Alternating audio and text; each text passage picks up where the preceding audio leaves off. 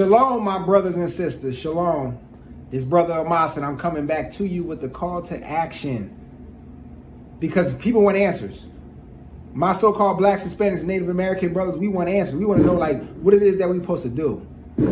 We got everything been happening. We've been lied to. We've been stolen from our lands. We don't know what it is that we need to do. How do we move forward from this? I'm going to tell y'all like this. It's the greatest time to be alive, ladies and gentlemen, if we understand who we are and what we represent.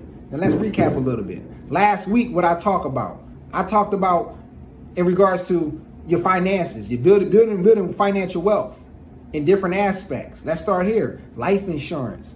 At least get $800,000 of a life insurance policy, or even go up to $1 million, because that's one of the efficient and effective ways to build generational wealth. And we got to understand, all knowledge that we obtain, all finances that we obtain, we're building for at least 2 generations after us. We got to have that mindset. So we get that life insurance policy and pay what? About $50 to $90 a month. That's a month. And some of us have spent more than that in a week time at the club, going on trips, buying clothes, and all this other stuff that's vanity. Not that we don't need clothes and shoes and food, but guess what? You guys have $50 to $90. And then what? We talk about trust funds, the irrevocable trust fund. Irrevocable and revocable trust funds. Get a revocable trust fund. Building your credit. Building an LLC, holding company, in which that you can create that for your family and close personal friends who already are strong in their respective fields. And guess what? You build that thing together. You get different tax incentives, tax write-offs, and things of that nature. And as you build in your credit, you got trade lines and different secure credit cards you can get to help yourself recycle it. And that's what you do. So we come today, ladies and gentlemen, your brother Amos, we come today to deal with this call to action.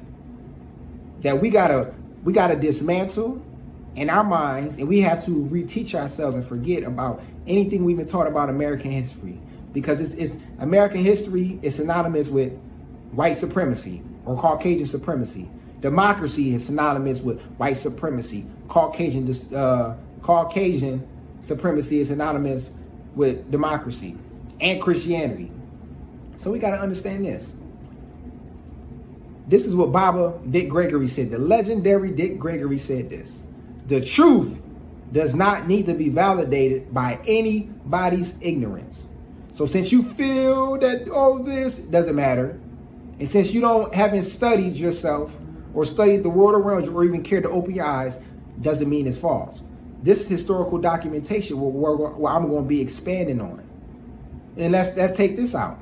You're telling me a history teacher that's been teaching 15 to 20 years do not know about the white supremacy that this country and that the Caucasian race have done? That this history teacher that's been teaching 15 to 20 to 30 years don't know that the so-called blacks, Hispanics, and Native Americans are the true biblical Hebrews, the biblical Jews of the Bible, the children of Israel that the Bible speaks about? You mean to tell me they don't know that? But me being still in my youthful stages, I know that? It's not that they don't know. They just don't care to share. But we can no longer use an excuse of, they don't teach us this, they don't teach us that. I'm strong on my millennial generation. And so it's up to us to know, to be able to teach our children. We got to take it a strong duty to study. Because I'm going to drop it like this. My so-called blacks, Hispanics, and Native American brothers and sisters, you are God's chosen people. I'm not talking about Christianity, the feel-good prosperity foolishness that is synonymous with white supremacy and racism. I'm talking about the biblical. This biblical part, that you are the true children of Israel. See, the Bible was never given religion. You can't find Baptist, Methodist, Christianity in there. Catholic, can't find that. You find what? A specific people, the children of Israelites, the so-called blacks, Hispanics, and Native Americans.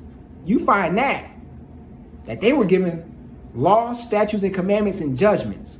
They were not given to no other race. We were taking the laws and teach those that was amongst us how they supposed to live like us. Because we were not savages. We were not beasts amongst each other. We did a lot of foul stuff to each other. But America, in this America, and in these Caucasians, they have done the most horrific slavery that's ever existed in the history of the planet. So we got to relearn these things. We can't be afraid to speak truth to power in these things, because this is historical documentation that you can find, that you can research. You can go to the Library of Congress, look at all the museums. How is our artifacts in a museum? That's looting right there. Oh, this is from the ancient century. Wow. We go to the African American Museum in Washington, D.C. and find all this stuff out. You can talk to many quote unquote Jewish professors, and they'll tell you a few things. They're the converts. According to Revelations 2:9 and Revelations 3:9, they are the synagogue of Satan. They're not the true Jews. We are so-called blacks, Hispanics, and Native Americans. So we got to relearn our information. We got to take it from their hands and put it into our kids' minds to say, look, start off with this. You are the greatest people on this earth. We're supposed to live amongst peace with all people, but we can't take our foot off the gas. I mean, we can't take a foot off the gas. We got to tell our children, you are the greatest people on earth. We got to tell our brothers and sisters around us, you are the greatest people. You are part of the greatest people on this earth. You are really a part of the royal family. You are the true prince and princesses and daughters and sons and daughters of the Most High, of the Black Messiah. Revelations 1:14, verse 15 and 15. You don't see the description of a white Jesus with straight hair. Woolly hair talks about the texture. There's two types of texture, woolly and straight. So we got to reteach ourselves. Because guess what? My black brothers and sisters, think about this. Our inventions are magnificent. Let's start here. We got Jan Metzlinger, who created the shoe lasting machine to tie the sole of the shoe to the top part of the shoe to create the shoes that we wear today. We got Garrett Morgan, who created the stoplight and created the gas mask. We got Frederick Jones, who created the refrigeration system to transport food you can transport from the East Coast to the West Coast to any truck can have it. And who's using it? Restaurants, Walmart, your Targets, your Fresh Grocers, all these fast food stores. Grocery stores. You know what I'm saying? We got Elijah McCoy, who created the lubrication system of the railroad, and he created so many great inventions and had hundreds of patents that that the term of, is that a real McCoy? That came from him. So my black brothers and sisters, I'm speaking to y'all. We gotta Google black inventors, the richest black folks in the history. Google black scientists. Google black beauticians. Any industry, Google black folks. If you don't know specific names, then you will start to see like, damn, we are great people. Because how is it that we endured over 400 of the most treacherous and hideous and ungodly sense of people, went into that type of slavery where we were raped, molested, we were castrated, our genitals and everything cut off, our women's breasts cut off, our fingers cut off, our toes cut off, our toes cut off, our ears cut off. We were getting pulled from one horse to another horse.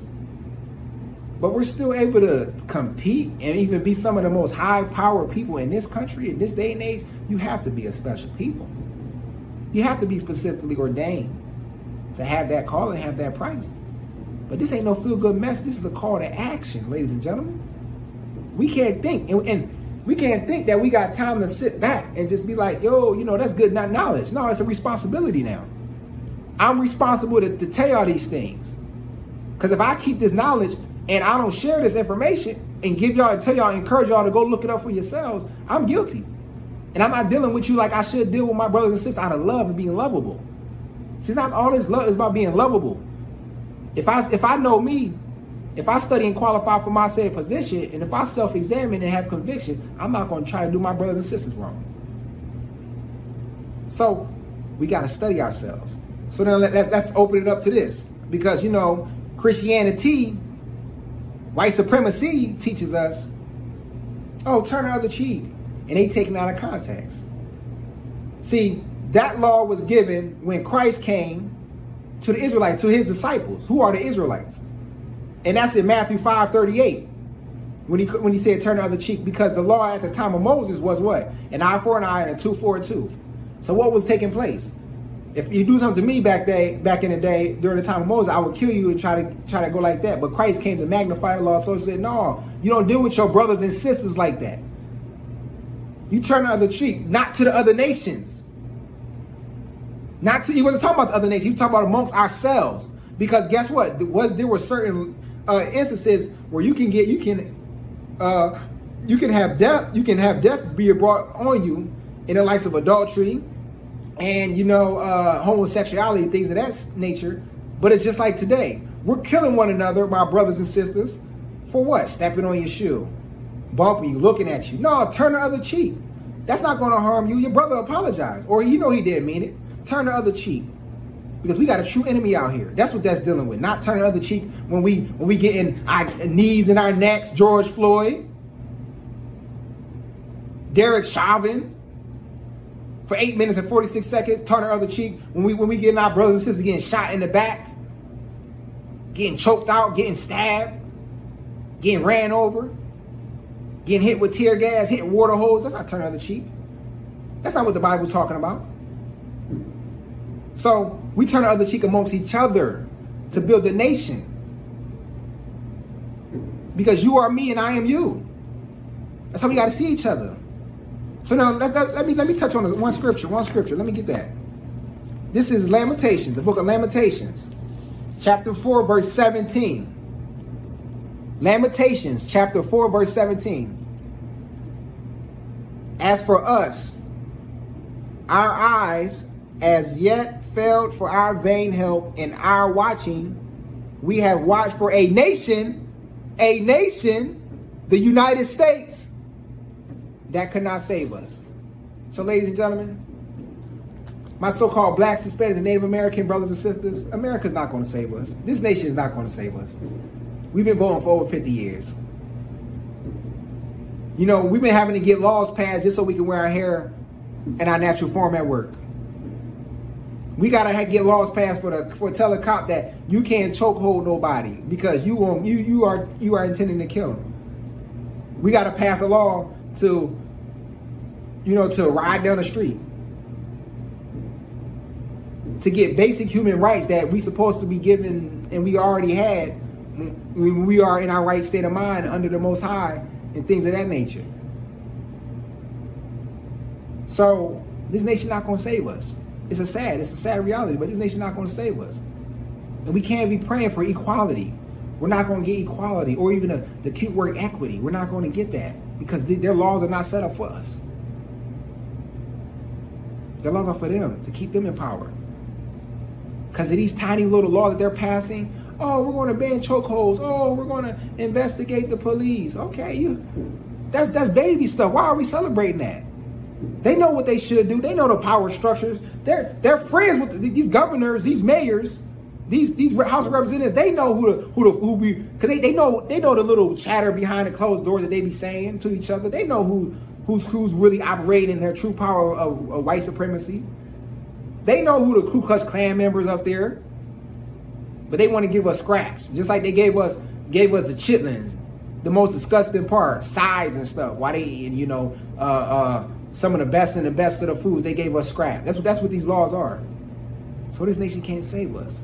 So instead of praying for equality and equity, the Bible deals with us in the book of Luke, in 19th chapter. Pray for vengeance. Vengeance is mine, says the Lord.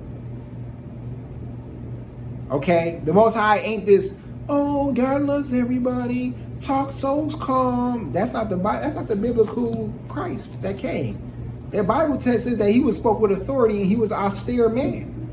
He spoke with authority, with power, with strength when he commanded things to go and things to happen. He wasn't, hey guys, y'all gotta let's no. Things were ceased when he came. So we gotta pray for vengeance. We don't need to do harm to nobody, especially to our brothers and sisters. We don't need to do harm. And praying for vengeance, don't let nobody teach you, oh, well, you're being hate. No, I'm being biblical. See, the Bible is not the white man's book.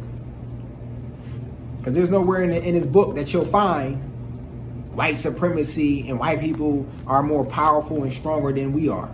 We went into slavery because of our disobedience to our God, our Lord and Savior. And we're serving and congratulating these white folks for doing something that they're already supposed to be doing.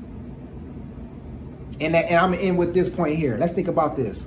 You're telling me that the thousands, the tens of thousands of black police officers in America, and they have not once killed a white person, shot them for fear for my life, or thought they had a gun. It was a cell phone, but it was a piece of candy, a soda can.